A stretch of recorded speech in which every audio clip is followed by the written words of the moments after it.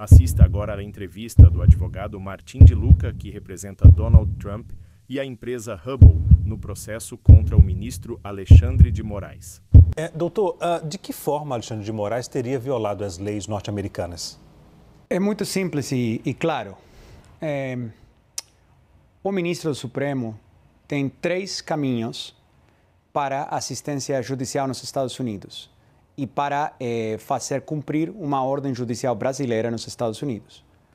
Tem um tratado de assistência legal mútua entre o Brasil e os Estados Unidos, feito desde o ano 2001, se não me engano, no qual a Autoridade Central Brasileira, o Ministério da Justiça, o STF encaminha o mandado para o Ministério da Justiça em Brasília, o Ministério da Justiça encaminha o mandado para o Departamento de Justiça em Washington, é recebido por uma unidade especializada que recebe MLATs, pedidos de assistência do mundo inteiro, encaminha, se cumpre com as leis dos Estados Unidos o pedido, é só encaminhado para o distrito correspondente, nesse caso Tampa, e aí pode ser servida e feita cumprir a ordem judicial. Esse é o principal caminho e o mais comum que é utilizado em todas as investigações criminais. Também tem a Convenção da Haia e também tem um sistema que é utilizado menos em investigações criminais, que é cartas rogatórias. Então, você tem 3 caminhos juridicamente válidos, com consentimento do governo dos Estados Unidos para fazer isso. O que acabou acontecendo aqui foi que o gabinete do ministro, primeiro, se aproximou aos ex-advogados brasileiros da Rumble no Brasil e, pelo que foi informado a nós, demandou que esses advogados sejam recontratados pela Rumble para o propósito de receber o mandado sigiloso. Eu não vejo isso como algo válido. A Rumble não tem presença nenhuma no Brasil. Não tem funcionários, não tem operações, não tem negócios, não tem contas bancárias, não tem nenhum papel no Brasil. E após essa jogada não ter sido exitosa, o gabinete do ministro simplesmente encaminhou um e-mail ao endereço de e-mail legal@rumble.com, que se encontra na Flórida. Infelizmente, isso não é uma forma válida de fazer cumprir uma ordem judicial brasileira nos Estados Unidos.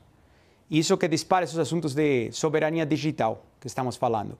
Por quê? Porque a ordem, como foi descrita no complaint, na denúncia no Fórum Federal em Tampa, demanda que a Rumble aplique medidas de censura sobre uma pessoa que não tem sido identificada, mas que é residente dos Estados Unidos.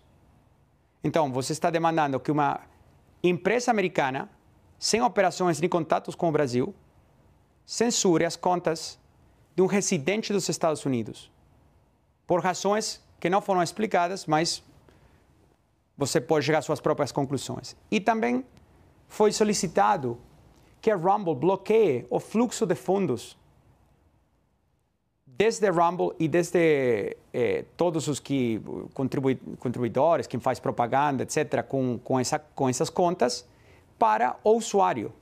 Ou seja, cortar o fluxo de fundos de uma empresa americana a um usuário residente nos Estados Unidos. Então, para propósito da lei, um usuário americano, qualquer pessoa que se encontra fisicamente dentro do território nacional dos Estados Unidos, está protegida pela Constituição dos Estados Unidos. Porém, aplica a primeira emenda.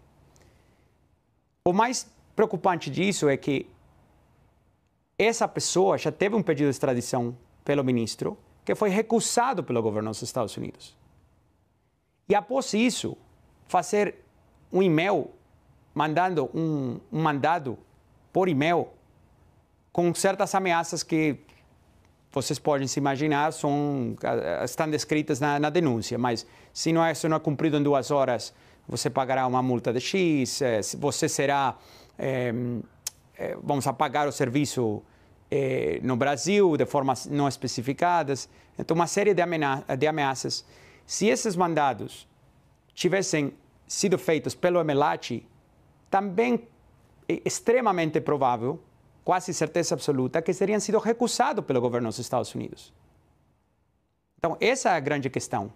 E isso foi o que disparou a Trump Media e a Rumble acionar o processo para falar a censura para aqui, a censura para a nossa fronteira. Ok. A Edilene Lopes também participa da nossa entrevista. Vou começar com a Jussara agora. Jussara? Doutor, obrigada aqui pela presença, pela entrevista. Chama muita atenção que essa ação ela foi apresentada logo depois que a Procuradoria-Geral da República apresentou a denúncia contra o ex-presidente Jair Bolsonaro e outras 33 pessoas aqui no Brasil. Há uma relação entre esses dois fatos? Zora, sabe o que chama mais atenção para mim?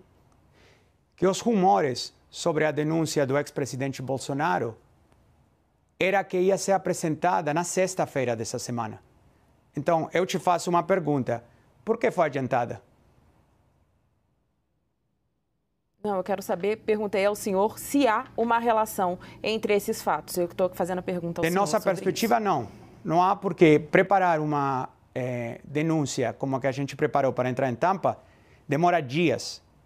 E como vocês devem saber de outros casos, os prazos que impor as ordens do ministro são extremadamente apertados.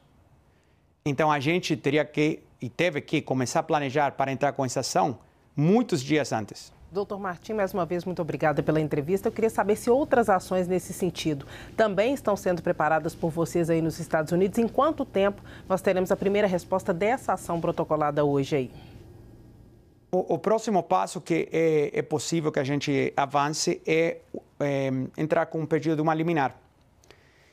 Porque as ordens ameaçam com o seguinte, ameaçam com que você tem certo prazo ou vai forçar um shutdown, né, apagar o serviço.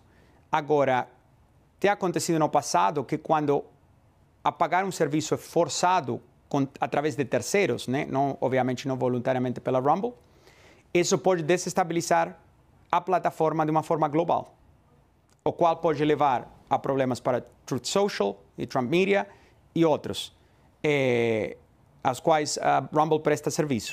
Né? Doutor Martim, perdão interrompê-lo, a liminar se refere a quê? A liminar se refere a que nenhuma empresa nos Estados Unidos que seja intimada a cumprir com ordens judiciais que não vão pelos 3 canais que eu expliquei, sejam proibidas de cumprir com as ordens do ministro se são empresas nos Estados Unidos. Okay. E também pedindo que a Corte americana declare que a Rumble não precisa cumprir com essa ordem, com esse mandado do ministro. Essa liminar vai ser apresentada quando? Pergunta da Edilene. Em breve. Não posso, não quero me adiantar, mas será apresentada em breve. Agora, doutor Martim, já aconteceu lá atrás algum caso semelhante nos Estados Unidos de um ministro, um juiz de um outro país determinar uma ordem nos Estados Unidos? Esse caso já aconteceu lá atrás ou é a primeira vez? Isso é até uma forma de fazer com que a justiça norte-americana consiga entender qual será o passo, quais serão os passos num caso como esse, é isso? Um norte para a justiça agir daqui para frente em outros processos envolvendo outros países? É uma pergunta muito interessante. A gente não achou precedentes de uma situação similar. Então, na história dos Estados Unidos recente, que a gente pôde identificar até agora, não identificamos nenhum outro caso no qual um ministro ou um juiz estrangeiro encaminha mandados diretamente a empresas americanas sem cumprir com os canais oficiais para que as autoridades americanas deem o consentimento àqueles mandados. Não conhecemos outro caso assim. Ok, nós conversamos com o advogado Martim de Luca, que representa Donald Trump no processo contra o ministro Alexandre de Moraes. Eu agradeço a presença e a disponibilidade em falar conosco aqui da CNN. Obrigado, doutor. Obrigado. Nós que agradecemos. Agradeço também as minhas colegas, a Jussara Soares e também a Edilene Lopes. Até já. Lembre de curtir, compartilhar e seguir nosso canal. Gostou da entrevista? Deixe nos comentários sua opinião sobre esse processo contra esse juiz.